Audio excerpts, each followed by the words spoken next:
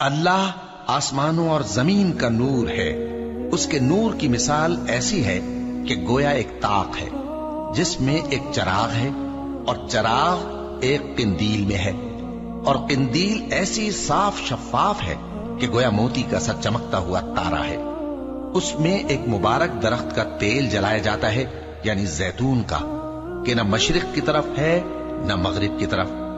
ایسا معلوم ہوتا ہے کہ اس کا تیل خواہ آگ اسے نہ بھی چھوئے جلنے کو تیار ہے. بڑی روشنی پر روشنی ہو رہی ہے. اللہ اپنے نور سے جس کو چاہتا ہے سیدھی راہ دکھاتا ہے، اور اللہ جو مثالیں بیان فرماتا ہے تو لوگوں کے سمجھانے کے لیے، اور اللہ ہر چیز سے واقف ہے.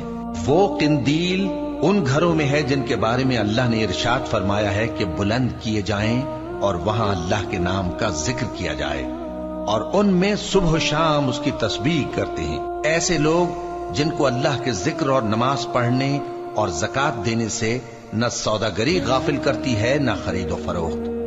وہ اس دن سے جب دل خوف اور گھبراہٹ کے سبب الٹ جائیں گے اور آنکھیں اوپر چڑھ جائیں گی ڈرتے ہیں، تاکہ اللہ ان کو ان کے اعمال کا بہت اچھا بدلہ دے اور اپنے فضل سے زیادہ بھی عطا فرمائے.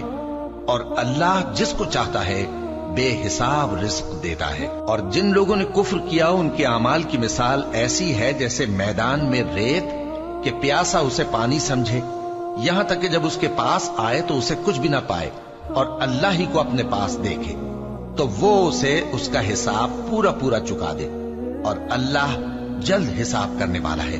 یا ان کے اعمال کی مثال ایسی ہے جیسے گہرے سمندر میں اندھیرے جس پر لہر چڑھی چلی آتی ہو اور اس کے اوپر اور لہر آ رہی ہو، اور اس کے اوپر بادل ہو، غرض اندھیرے ہی اندھیرے ہوں، ایک پر ایک چھایا ہوا، جب اپنا ہاتھ نکالے تو کچھ نہ دیکھ سکے.